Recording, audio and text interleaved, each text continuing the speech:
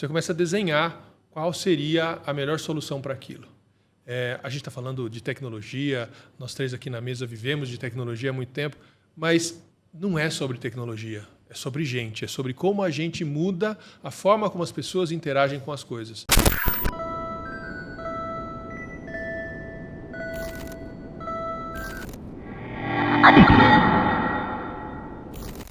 Muito bem-vindo ao TegraCast, podcast de transformação digital da Tegra, com o apoio aqui do Espaço Bandeiras, o estúdio do Rodrone. E hoje eu estou com um convidado muito especial, que é o André Campos. Muito bem-vindo, André. Obrigado, pessoal. Um prazer estar aqui. Fiquei muito feliz com o convite. É divertido bater esse papo com vocês hoje aqui. André, conta um pouquinho quem é você, os lugares que você já trabalhou, se apresente. Legal. Bom, sou o André Campos, executivo de TI. Eu liderei TI, lidero TI em empresas de vários segmentos e de tamanhos e complexidades diferentes, sempre tentando aplicar tecnologia estrategicamente para o benefício do negócio. Bom, o objetivo aqui é trazer experiência de quem fez na prática, porque uma coisa é você planejar. No papel tudo é bonito, tudo funciona. Mas quando você vai aplicar na prática, você tem todos aqueles desafios, os perrengues que passam, envolve pessoas e tal. Primeira coisa que eu queria que você contasse ou comentasse aqui é situações, projetos que surgiram, cases reais que você já passou, como eles surgiram, por que aquilo você chamou de transformação digital e os principais desafios que você vivenciou neles. Via de regra, os projetos de transformação digital que eu conduzi ao longo da minha carreira estão sempre relacionados com a observação do negócio. Então, observando o negócio, entendendo como é a dinâmica entre as pessoas que executam aquelas tarefas, que executam aqueles processos, você acaba identificando oportunidades de melhorar. E melhorar pode significar muita coisa. Pode significar redução de tempo, de custo, de esforço. Pode significar uma pequena mudança que vai gerar um modelo de negócio diferente, vai trazer mais receita. Então, o primeiro ponto é observar aqueles processos. Uma vez que você identifica uma oportunidade de fazer alguma coisa diferente, melhor, você começa a desenhar qual seria a melhor solução para aquilo. A gente está falando de tecnologia, nós três aqui na mesa vivemos de tecnologia há muito tempo, mas não é sobre tecnologia, é sobre gente, é sobre como a gente muda a forma como as pessoas interagem com as coisas. Para que elas tenham um trabalho mais efetivo, para que a curiosidade melhore, para que o esforço seja menor. Então, criar uma solução pensando na experiência das pessoas é o ponto-chave. A gente nunca está falando de tecnologia. Tecnologia é meio, tecnologia é catalisador, é acelerador. Então, vários foram os projetos que a gente conseguiu aplicar a tecnologia para reduzir o esforço, para melhorar a qualidade do que estava fazendo. Você pediu alguns exemplos. Lá no passado, enquanto eu era líder de tecnologia de uma indústria agrícola que fazia suplementos químicos para a agricultura, a gente está falando de 2006, né? Então, a força de vendas desses caras estão no campo. Então, se hoje conectividade no meio de alguns lugares ainda não é bom, imagine em 2006, conectividade de escada, os caras usavam Lotus Notes para colocar pedido. Então, eu não sei se quem está ouvindo sabe o que é Lotus Notes, mas Lotus Notes é uma solução da IBM bastante antiga e que ninguém da IBM ouça, graças a Deus, deixar de ser usada. E aí, isso gerava um problema muito grande, porque a acuracidade dos pedidos, a falta de ferramentas para colocar forecast, gerava problemas nos processos. Quando você tem uma indústria que faz make to order, então você tem que receber os pedidos de uma forma muito estruturada para disparar o processo de produção. E era o caso da empresa onde eu trabalhava. E aí, observando isso tudo, eu sempre me preocupei em estar muito próximo do negócio. Então, eu sempre ia com os vendedores acompanhar para aprender, eu ia sempre nas reuniões de venda para ver quais eram as dificuldades dos caras e tal. Tecnologia, no final do dia, sempre acaba sendo, de algum jeito, o responsável por alguma coisa que não aconteceu, né? Então, estar perto e minimizar isso, mitigar esse tipo de situação, era muito importante. Então, longa história curta, aprendi semana passada que as histórias boas são as curtas. Eu acabei criando um portal de autosserviço.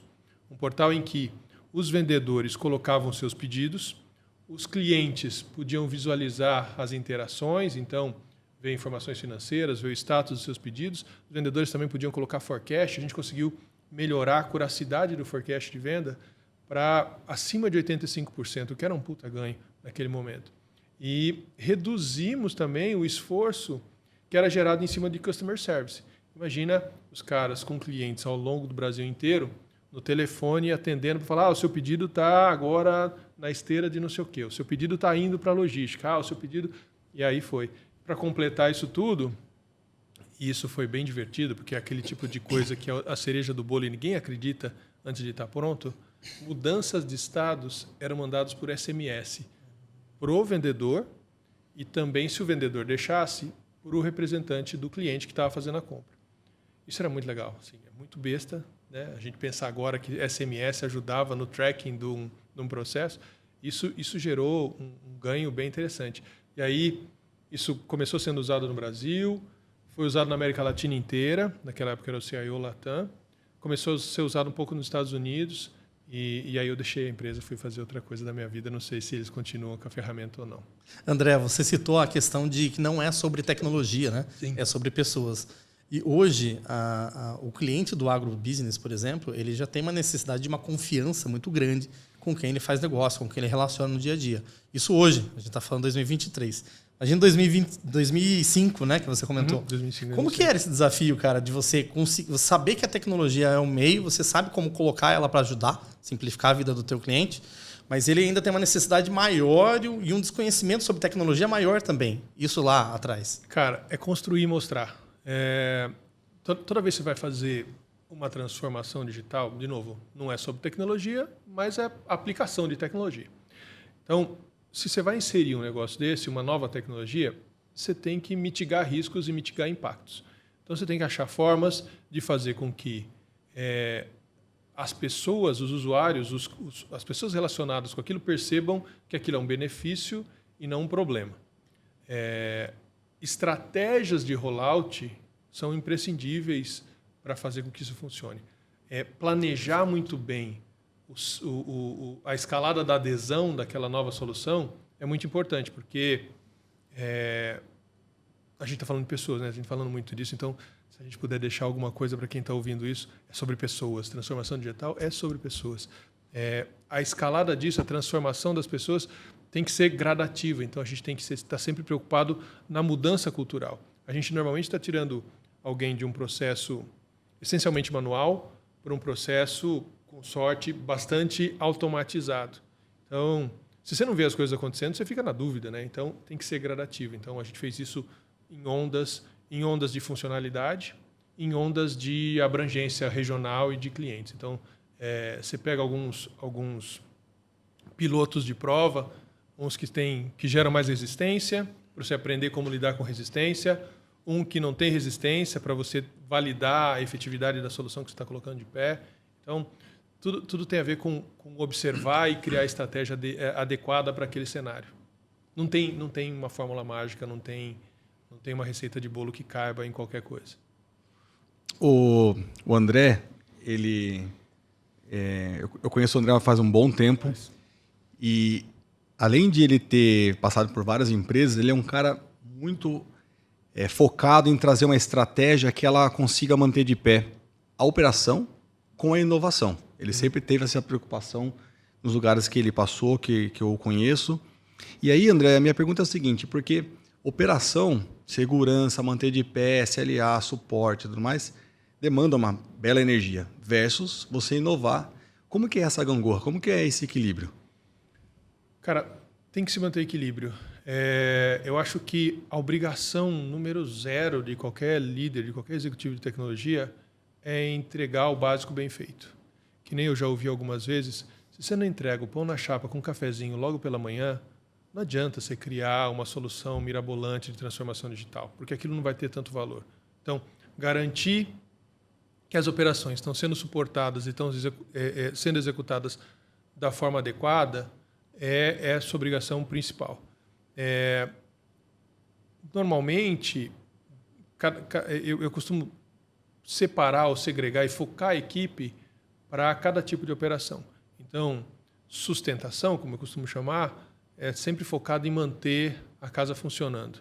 E aí você tem praticamente uma esteira em que você cria novas soluções, amadurece aquela solução e, de forma controlada e bem pensada, transfere para o processo de sustentação quando ela está madura. Então, é sempre caso a caso, mas pensando em linhas gerais, garantir que o básico está funcionando, criar o novo, amadurecer o novo e depois fazer a transição para que a equipe que está cuidando de coisas novas esteja livre para fazer mais coisas. Porque a oferta de tecnologia disruptiva ela é cada vez maior, né? Sim. A gente tem visto ultimamente aí uma série de tecnologias, está muito comum, né? Você falar de ChatGPT, inteligência artificial Sim. e tudo mais. Então, quando você tem essa possibilidade toda, essa prateleira cheia de tecnologias para a gente consumir, o que vale a pena colocar em determinado momento ou não, porque muitas vezes a tecnologia mal implementada ela te atrapalha a vida, Sim. ela acaba com o teu processo. Né? Uma vez eu assisti uma palestra de um ministro da Ciência e Tecnologia, muitos anos atrás, num curso que eu estava fazendo na Unicamp, e ele falou assim, se você tem um processo mal desenhado e você coloca a tecnologia em cima disso, o que você vai ter é uma entrega pior, muito mais rápida. E isso me gravou, porque faz todo sentido, né? Você automatiza, você torna eficiente a capacidade de fazer coisas ruins. Uhum. Então, na prateleira de tecnologia versus a aplicabilidade no dia a dia, tem que ponderar isso, né? A oferta é muito grande. Então, imagina, do mesmo jeito, com a massificação do uso dos smartphones, a gente acaba tendo a tendência a traduzir essa facilidade que a gente tem de ter acesso a ferramentinhas para o nosso mundo corporativo. Então, pega seu celular e pensa qualquer coisa que você quiser. Eu quero algum aplicativo que faça X. Você vai achar. Só que quando a gente fala de questões pessoais, é muito simples. Você não tem que integrar isso com nada. O landscape de uma grande corporação, o conjunto de ferramentas que compõem as soluções que dão suporte para a operação de uma grande corporação é muito complexo. E eles têm que trabalhar em conjunto. Então, a informação tem que fluir entre um lado e outro. Do mesmo jeito que tem aplicativos para qualquer coisa que você quiser no seu smartphone, tem startups nichadas que resolvem qualquer tipo de problema no menor nível de detalhe possível. Então, você tem das mais abrangentes a mais nichada possível. Isso não quer dizer que um modelo ou outro é bom ou ruim, cada um se encaixa para uma necessidade. O grande lance é que fazer a composição desse ecossistema para que o conjunto de soluções daquela empresa continue funcionando é uma tarefa complexa. Fugir de hypes e realmente aplicar tecnologias que vão trazer benefício de fato é uma tarefa complexa. Liderar a tecnologia num momento em que você tem cada vez mais disponível capacidade computacional e cada vez mais disponível capacidade de armazenamento, é muito fácil ter capacidade de processamento. Se for pensar, os algoritmos de machine learning são da década de 70. Há quanto tempo a gente está falando? E são os mesmos. E há quanto tempo a gente está falando de machine learning? Nos últimos 5 anos, se muito. Porque agora a gente tem capacidade computacional. A gente não inventou algoritmos de machine learning agora. Eles estão ali, são usados, já estão validados, e agora a gente começa a resgatá-los porque a tecnologia está muito mais acessível, né? Os ciclos de disponibilização estão cada vez mais curtos. Então, é um papel bem interessante de um líder de tecnologia se manter atualizado e saber estrategicamente quais soluções vão estar mais adequadas para o seu negócio e quais soluções não são só modismo.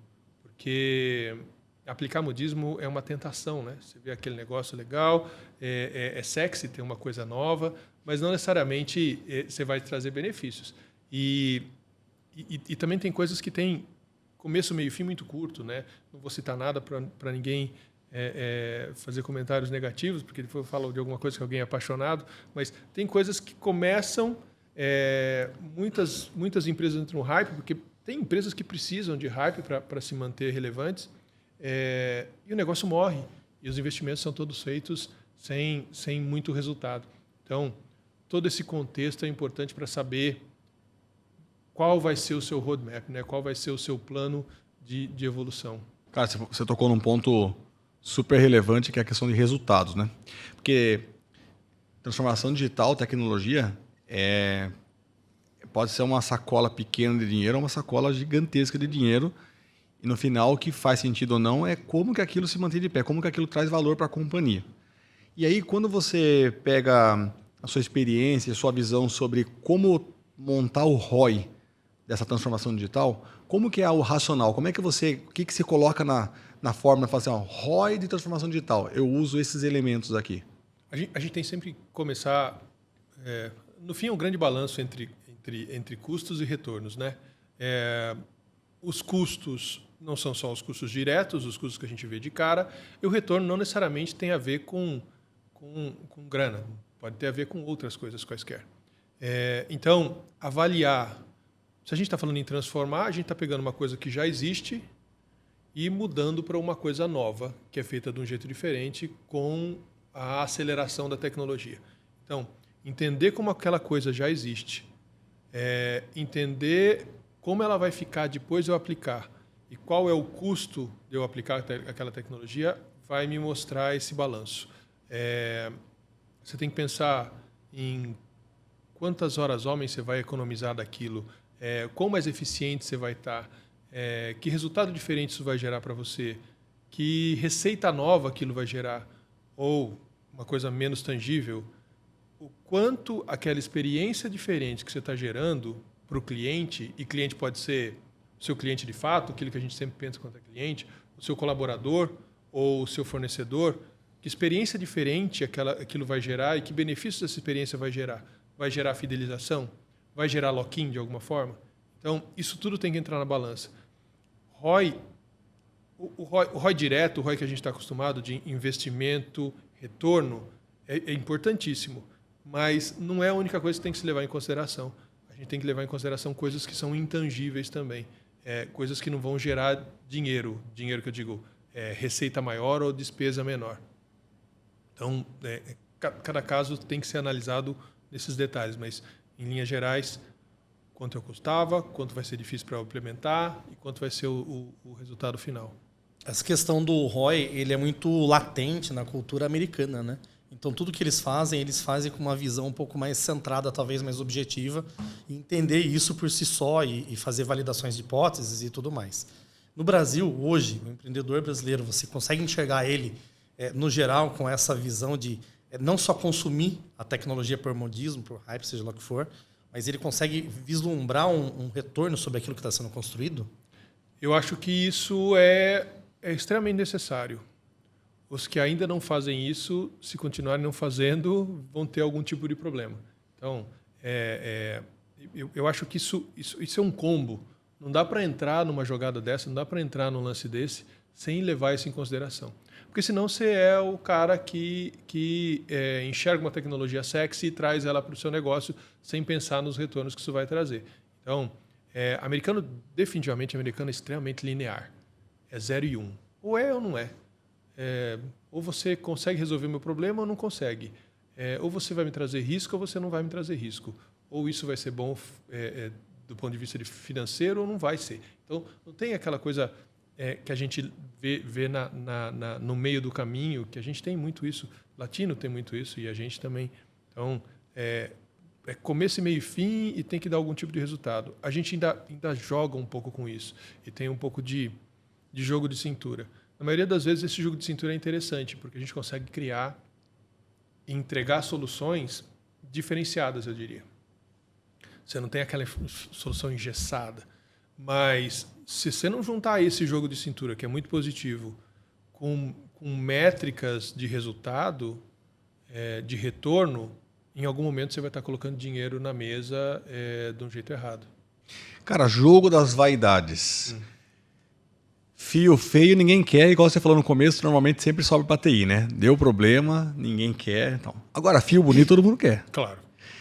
E quando a transformação digital faz barulho, dá ROI, o hype é grande, como que é para lidar, para distribuir louros para todo mundo ali? De novo, né? Pessoas. É muito importante você colocar o sino certo nas pessoas certas. Você não consegue fazer um processo de transformação digital. Lembra, se a gente está falando de transformação digital, a gente não está falando de empresas nativas digitais. As empresas nativas digitais têm características diferentes em qualquer área que você for olhar. Então, esse lance de vaidades tem uma conotação totalmente diferente do que tem nas empresas mais tradicionais, que têm que passar por uma transformação, as empresas mais legadas. Então, é muito importante ter a habilidade de envolver e engajar as pessoas desde o primeiro momento. E saber assumir responsabilidades e riscos, né? Um líder de TI moderno não é mais o cara que é o super conhecedor de tecnologia só. Ele tem que ser um super conhecedor de tecnologia, tem que ter um time que sabe ainda muito mais que ele de tecnologia no detalhe, mas também é um líder de negócio. Ele tem que saber navegar e conhecer e falar de igual para igual com os outros pares dele de negócio. Ele tem que saber engajar essas pessoas, envolver todos esses caras para fazer as coisas acontecerem. A gente entrega a ferramenta enquanto líder de tecnologia. A única responsabilidade que eu tenho, de fato, que eu consigo controlar, é garantir que aquilo que está sendo construído vai ser construído efetivamente. Mais que responsabilidade, obrigação, eu diria. Então, a minha obrigação é pegar aquela ferramenta e fazer ela funcionar do jeito que ela deveria funcionar. Eu não vou usar aquilo. A área de tecnologia não usa aquilo. Os pares que usam aquilo. Os colaboradores daqueles pares é que usam aquilo. Então, engajar as outras áreas e fazer com que eles percebam que esses projetos são projetos do negócio é muito importante. Sempre tem alguém que quer aparecer mais que outros. Muitas vezes não é possível lidar com isso. Então, para o benefício do resultado, existem situações em que você tem que deixar as pessoas brilharem mais que outras. E aí você vai dosando para que não fique a balança pesada de um lado só, para que todo mundo tenha um pouquinho de lugar ao sol. Eu aprendi algumas coisas, né? Assim, você tem que tomar muito cuidado com como você lida com esse tipo de movimentação, porque você não pode botar em risco nem o leitinho das crianças, nem o lugar ao sol do cara. Então, você tem que dar um jeito do cara ficar no sol um pouquinho e não pode achar que ele está colocando em risco a posição dele de alguma forma. Se você conseguir casar esses dois, você consegue trazer a área de negócio bem próxima. Polis, você comentou no caso de um projeto que deu super certo e está na hora de dividir os louros, né? Isso é fantástico, porque o pudim está lá e tá gostoso para dividir. É um problema que a gente chama de problema bom, deu tudo certo. André, quando você identifica, por exemplo, que algum projeto, alguma iniciativa, ela está indo, mas você percebe que em determinado momento você tem que dar um passo atrás. Você fala assim, putz, essa decisão aqui tem uma outra melhor, tem alguma coisa que precisou fazer. E, obviamente, você tem stakeholders envolvidos. Você tem o cliente, você tem o teu time interno, você tem os outros executivos sêniores, você tem um monte de gente para convencer que aquele passo atrás ele é muito melhor do que continuar naquela estratégia. O que você identifica como principal ferramenta no momento desse? Todo projeto tem que ser controlado. Não importa qual metodologia que você está usando. Mas eu acredito muito que você tem que ter pontos de controle. E tem que ter metas. A gente está falando de uma operação que tem as suas expectativas de negócio que se desdobram em expectativas dentro das áreas. Então, aqueles projetos, usando qualquer tipo de metodologia que você quer usar, das mais tradicionais, as mais recentes e modernas, você tem que ter indicadores e tem que ter pontos de controle. Dessa forma, você vai saber a quantas anda o seu projeto. Um projeto não é um sucesso 100% do tempo, um projeto não é um fracasso 100% do tempo. Então, você tem que ir acompanhando isso para ir fazendo um ajuste fino de como as coisas estão acontecendo. No cenário mais triste, em que um projeto tá ruim, você tem que ter muita... Eu ia dizer coragem, mas não é coragem. Você tem que ter muita responsabilidade para colocar na mesa que é hora de parar aquilo. Melhor um fim trágico do que uma tragédia sem fim. Então, é muito importante você fazer a parada no momento certo. Você estar atento e acompanhar o todo para saber se aquilo tomou um rumo que não tem volta. Quando você tem um projeto que saiu dos trilhos, é óbvio, você tem milhões de técnicas para recuperar isso. E aí são técnicas baseadas nas mais elaboradas metodologias ou simplesmente técnica baseada na experiência. Tipo, depois de tanto tempo fazendo muitas coisas, você sabe para que lado virar aquela chave e voltar aquilo para os trilhos. Se depois de ter feito isso, o retorno não veio, é necessário saber a hora de parar. É necessário saber a hora de parar aquilo, offsetar as despesas e o investimento negativo daquilo e buscar uma outra solução. O André, por conta da experiência nacional e internacional, de segmentos diferentes, ele tem sentado no board como conselho de diferentes negócios, diferentes portos e tudo mais. Cara, o que você tem visto na prática hoje em relação à transformação digital, na posição de conselho? Qual é a visão que os líderes têm sobre a transformação digital? Como que o ritmo com que eles querem colocar isso na prática? Hoje, se a gente for pensar, a gente está num contexto em que a pressão por todos os negócios entregarem mais, entregar uma experiência para o cliente melhor, entregar melhores resultados, reduzir custo, se diferenciar é muito grande. É muito importante você criar algum tipo de diferencial de negócio. Senão, você vira uma empresa obsoleta em algum momento, no meu ponto de vista, em algum momento muito próximo, você deixa de ser relevante para o negócio e o seu concorrente que está olhando para isso vai aparecer mais, vai vender mais que você. Então, a pressão nas empresas para que isso aconteça é muito grande.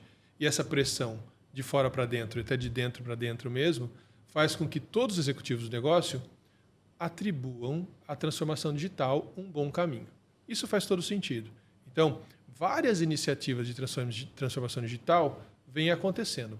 Para nossa felicidade, elas estão relacionadas com a aplicação maciça de tecnologia, seja qual for a tecnologia.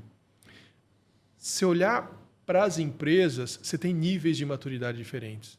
Então, algumas empresas pensam que só aplicar algum hype vai gerar algum tipo de transformação digital. Outras que estão um pouco mais organizadas nessa jornada já sabem que é uma jornada, não é um tiro, não é uma bala de prata. Então, o que eu tenho visto e o que eu tenho feito muito de certa forma, evangelizar, mostrar que é uma jornada, não é uma tarefa que tem começo, meio e fim. Ela tem começo, então ela tem pequenas conclusões, mas é uma estrada que não vai ter fim, porque você vai mudando as coisas ao longo do tempo. Você não consegue fazer uma transformação de uma tacada só. Então, você tem que ir gradativamente gerando passos de transformação. A maioria das empresas não tem a experiência nisso. A grande maioria delas sabe que esse é o caminho, ou que esse é um dos caminhos. Então, ela se envereda por aí. Mas organizar esse processo é o papel legal de estar atuando como conselheiro, como advisor. Ajudar nisso e trazer tudo que eu tenho na minha mochila de experiência em vários segmentos diferentes e botar na mesa para sei lá, várias vezes eu peguei coisas de indústria para usar no varejo, coisas de internet para usar em chão de fábrica. É sempre interessante ter várias ferramentas na mochila. Legal que isso é essencialmente ligado, né, à questão que você falou da cultura brasileira, da necessidade de se flexibilizar, né?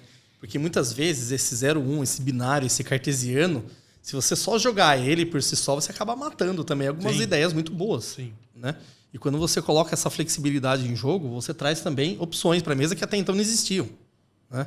E isso também é favorável nesse ambiente brasileiro, onde a gente muitas vezes precisa se adequar à necessidade diferente do cliente que ele não colocou no momento da venda, questões financeiras, sobes e desces que tem no mercado de uma maneira geral. Então, isso traz uma flexibilidade também gigante. Né?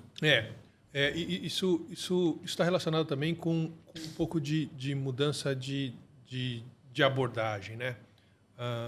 Transformação digital, inovação, qualquer tipo de movimentação no modelo formal daquela empresa gera uma necessidade de mudança cultural muito grande. A gente tem uma cultura corporativa muito focada no acerto. Então, quem está na corporação é medido pelo acerto.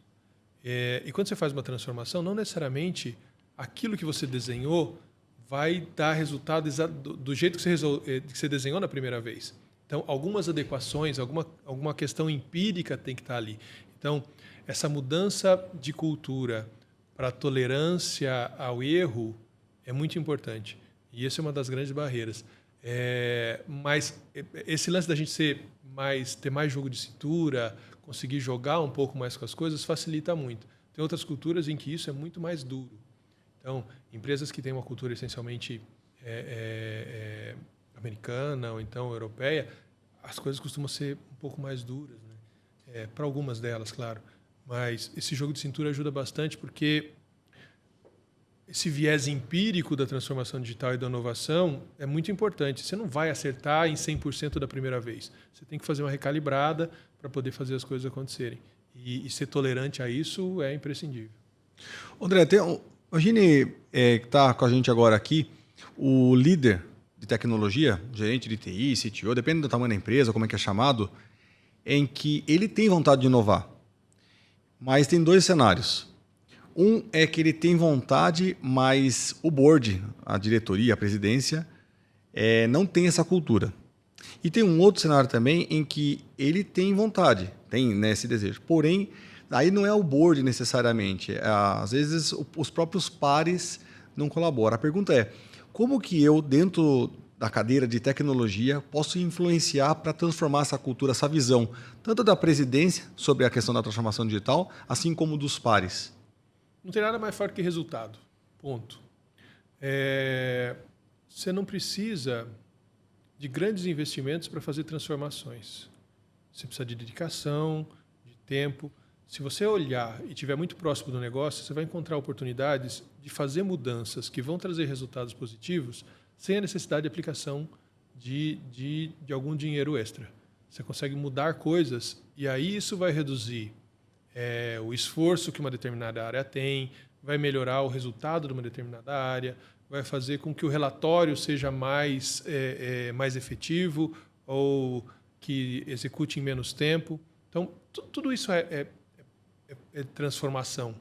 Então, exemplos positivos vão gerar demanda. Então, se você está trabalhando com uma área e você começa a dar resultado para aquela área, pode ter certeza que a área do lado vai falar: o que você está fazendo para esses caras que eles estão conseguindo fazer mais? Eu quero que você faça para mim também. Então, você começa pequeno e vai gerando resultados, ganhando espaço, ganhando credibilidade para poder barganhar coisas maiores. Sem muito investimento e sem muito suporte, eu consegui entregar isso. Então, eu queria que você fizesse aquilo. Para fazer isso, eu preciso de investimento, eu preciso de mais suporte. Então, isso é sempre uma crescente. Você começar a entregar resultados vai gerar uma onda positiva e todas as áreas vão acabar entendendo que isso é positivo também. Aproveitando nessa linha da questão de você começar pequeno, depois você vai ganhando corpo, velocidade e tudo mais. Qual que é o racional hoje para você dizer assim, vou trabalhar com o time interno, vou trabalhar com um parceiro externo? Como que você equaliza isso? Eu, pessoalmente, faço a seguinte avaliação. Eu tenho internamente recursos que sabem fazer isso? Eu vou conseguir capacitar esses recursos rapidamente? Se a resposta é sim, eu prefiro deixar isso dentro de casa. Se a resposta é não, eu tento fazer de um jeito mesclando recursos externos com recursos internos para garantir, além da construção, a transferência de conhecimento. O grande barato de você ter suporte de recursos externos é que, se, pelo menos em teoria, você tem recursos ilimitados. Dimensionar uma equipe de tecnologia, principalmente, em que a demanda é extremamente variável, é muito difícil. Então, você sempre tem menos braços do que demanda. E ter, de alguma forma, a capacidade de estender isso com um parceiro confiável é muito importante. Porque aquele parceiro confiável, de certa forma, já conhece o seu ambiente e vai conseguir te ajudar nas demandas fora da curva. Outra coisa importante é deixar o conhecimento estratégico dentro dos seus recursos, dos seus colaboradores, e usar recursos de terceiros e de parceiros como uma extensão disso. Então, a operação, a produção vai para os terceiros, a parte tática e estratégica fica dentro. Isso se estende também quando a gente vai pensar em contratar software, né? Build or buy, todo mundo já deve ter lido alguma coisa a respeito disso, já deve ter escrito algumas coisas a respeito disso. Então, essa avaliação entre construir e comprar pronto tem muito a ver com esse tipo de avaliação. Eu construí, eu tenho uma coisa tão peculiar e tão singular que preciso construir, não tem uma solução dessas milhares de startups disponíveis que resolvem o meu problema com uma aderência de 80%, 90%, não é o suficiente para o meu problema. O meu negócio é tão peculiar que eu preciso desenvolver? Em algumas situações, sim, porque aquilo é o coração do meu negócio. Então, faz sentido que eu tenha o domínio daquilo em 100%. Mas tem outras soluções que não necessariamente, e você pode trazer soluções de fora. A mesma coisa funciona quando você vai falar em parceiros de operação e de produção. Tudo que você está colocando sempre está me remetendo à questão da orientação a dados, né? Ou seja, você tomar decisões com base efetivamente em dados. E eu percebo que isso hoje ainda é algo que se gera uma energia, se coloca uma energia muito grande para conseguir fazer isso acontecer na prática, né? Eu acredito que um gestor sem informação ele é um mau gestor, e um gestor que tem informação errada ele é um ex-gestor. Então, como que você consegue fazer com que na prática o time todo tá abaixo do teu guarda-chuva consiga efetivamente pensar numa orientação a dados para tomar as decisões do dia a dia? Fazer com que eles estejam próximos do negócio. Não tem como que você falou, não tem como você tocar um negócio sem navegando às cegas. Você tem que ter indicadores. E a partir de um ponto, aqueles indicadores iniciais já não são suficientes. Então você tem que ir estendendo eles, consolidando eles e analisando eles de forma diferente para transformar dado em informação que vai dar suporte para a tomada de decisão. Eu falei agora de pouco, quando você vai pensar num ambiente que dá suporte para um negócio complexo, não só para um negócio complexo, para um negócio, é muito difícil que você tenha um sistema só que tome conta do todo. Então, as informações da maioria das empresas está dispersa em vários sistemas. Consolidar isso tudo é o grande desafio. Então, eu enxergo a área de TI como o principal ator nisso.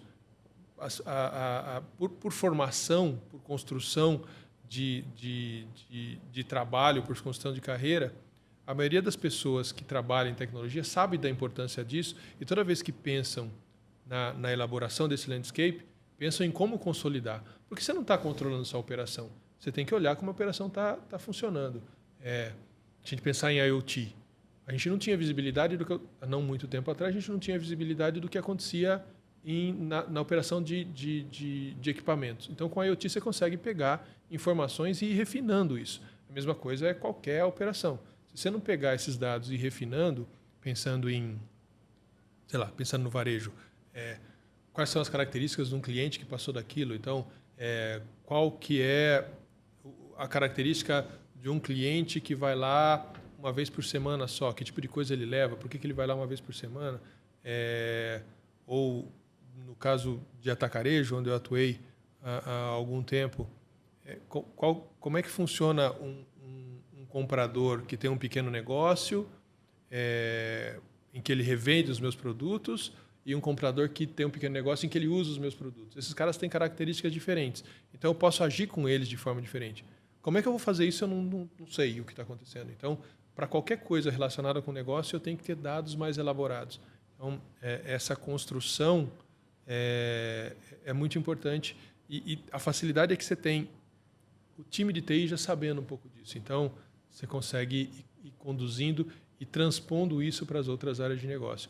É muito importante pensar que, assim como qualquer outra área, você não pode estar limitado à sua própria área. Você tem que fazer aquela milha extra, invadir um pouco o seu par para entender um pouco o que ele está fazendo também, para facilitar o seu trabalho. O seu trabalho não é estanque.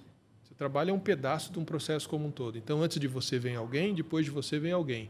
Para eu fazer o meu melhor aqui, eu tenho que entender o que o cara está fazendo aqui, tentar ajudar ele a fazer para me chegar a uma matéria-prima mais elaborada. Também, eu vou entregar o meu produto final, é matéria-prima de alguém. Como é que eu faço esse meu produto final ser uma melhor matéria-prima para a área seguinte? Então, não se limitar às suas cercas faz todo sentido. Cara, o André, ele tem um histórico de inovação muito grande. Então, ele colocou que em 2004, 2006, ele estava fazendo negócio de SMS no campo, e isso vem, né? Então, sempre esse lastro vem. Cara, olhando um pouquinho para o futuro, inteligência artificial, volumes de dados gigantesco, IoT, blockchain. Para onde que você enxerga que a transformação digital, como a gente falou, assim, a transformação digital é uma transformação e elas são etapas contínuas, ela nunca acaba. Quando você olha para esse monte de tecnologia e os desafios que chegam, para onde você entende que as empresas que já estão na vanguarda da inovação, elas têm que mirar para colocar essas tecnologias e gerar diferenciais nos seus negócios? E você citou a grande maioria delas, né? A gente tem 5G, provavelmente 6G em um período muito curto, que vai mudar a forma como a gente se conecta e vai transformar coisas que a latência impedia em coisas possíveis. Blockchain, que além das criptomoedas, que é o que todo mundo acaba conhecendo, a gente consegue fazer desde de documento, garantir a autenticidade de documentos, até processos logísticos estruturados, realidade aumentada e realidade virtual.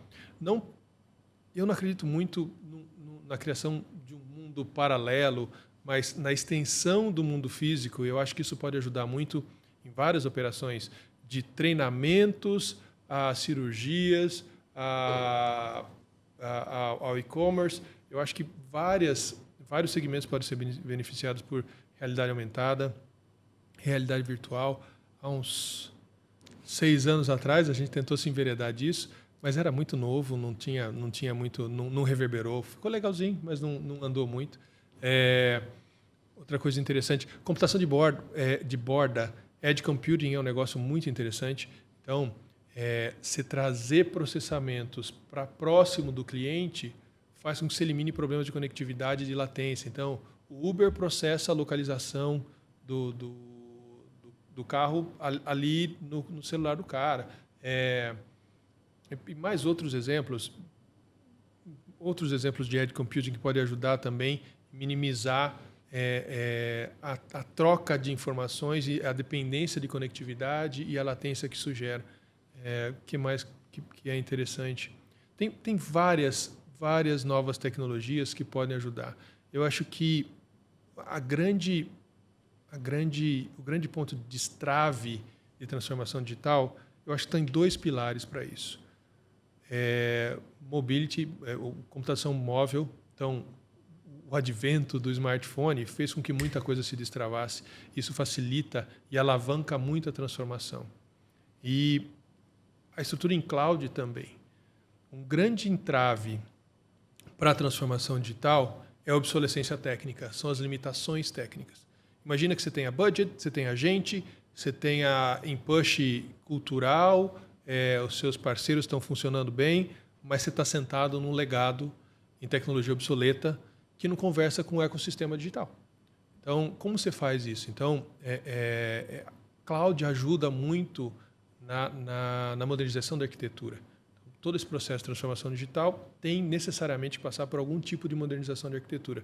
Então, computação móvel e cloud, eu acho que são os 2 grandes pilares de transformação digital, junto com cada uma dessas outras que a gente acabou de falar. E agora, o que é mais falado é AI generativa. A gente tem falado muito sobre isso. Muitas das grandes techs têm desenvolvido suas próprias AI generativas. E é uma coisa interessante, tem muito uso para os negócios, mas é muito importante saber onde usar isso vai trazer benefícios. A gente pode usar isso na interação com clientes, a gente pode usar isso para acelerar processos. Vários dos meus amigos desenvolvedores têm tirado proveito disso muito. É lógico que você não vai pegar exatamente o resultado daquilo, mas acelera e reduz esforço. Então, dos usos mais peculiares aos mais elaborados, é muito importante, não só para essa tecnologia, mas para todas, é muito importante entender bem o negócio onde você está inserido, para saber quais são as necessidades, as oportunidades, para olhar para aquele menu de tecnologias disponíveis, novas tecnologias e tecnologias já consolidadas, para saber qual vai me ajudar a gerar melhores resultados. Porque no final do dia é tudo sobre resultado. A gente tem que fazer movimentações para gerar melhores resultados para o negócio. Eu tenho um amigo chinês que você conhece. Aí eu falei assim, viu? Pega mal ficar gerando código assim no chat GPT, copiando e colando. Ele falou, cara, nossa cultura faz uns 60 anos que meu país faz isso. Fica copiando as coisas. Como a gente está distante, né, cara? Puta da hora, velho. A gente está distante com medo de utilizar. Puta que da hora. Cara, é assim, ó, conversar com um cara desse aqui A régua sobe muito, Sobe, né, cara? sobe. A cabeça faz assim, ó, tuf. Então, cara, primeiramente agradecer muito a sua participação aqui. Está caminhando, infelizmente, caminhando para o fim, mas felizmente é muita informação prática, relevante de quem já vivenciou na prática. E eu queria as suas considerações finais. Tudo que o André colocou aqui, eu adorei os insights, né? Principalmente a pegada de um SMS, uma coisa tão simples, né? Conseguir fazer um resultado tão bom e sem fazer nada mirabolante, né? E todo mundo que é de TI geralmente vai para aquilo que é mirabolante, porque é muito complexo, muito difícil, né? Então eu entendi assim, mensagem para mim é, cara, o mais simples que você puder pensar, orientado a dados para tomar decisão, não é uma receita de sucesso, mas pode entender que é um bom caminho, né? Só falando um pouco sobre isso, eu sei que a gente está caminhando para o fim, mas assim, as melhores soluções são as mais simples, porque criar a solução é só um pedaço do negócio. Cuidar da adoção é um outro pedaço que é muito grande. Quanto mais simples for a sua solução, mais fácil vai ser a adoção dela, mais rápida vai ser a adoção. E aí você começa a tirar benefício. Então, as minhas buscas são sempre pelas soluções mais simples possíveis para aqueles problemas, para reduzir, de fato, essa curva de adoção. Cara, imagine que você está falando agora com André, de 20 anos atrás, que está entrando como líder da parte de tecnologia de algum local, de alguma empresa. Se você fosse dar o conselho mais objetivo, qual a mensagem, olhando para esse rapaz aqui, do telespectador, que você passaria para essa pessoa? Cara, antes de olhar para ali, eu sou essencialmente um nerd, né, cara? Então, eu às vezes dá vergonha de falar isso, mas é pura verdade. Da hora demais. Eu resolvi fazer tecnologia porque eu não tinha jeito com gente. Então, era muito mais fácil eu fazer minhas soluções mirabolantes e ter que lidar menos com gente. Então, se eu pudesse dizer alguma coisa para o André de 20 anos atrás, se preocupa com gente. É tudo sobre gente. Aprende a interagir com pessoas, aprende a negociar com pessoas, aprende a entender como elas pensam, e aí fica muito mais fácil conduzir tudo. É tudo sobre como você lida e como você se relaciona com as pessoas. E se você acompanhou até aqui, telespectador, meu muito obrigado. Aqui a ideia é trazer realmente que quem colocou transformação digital na prática.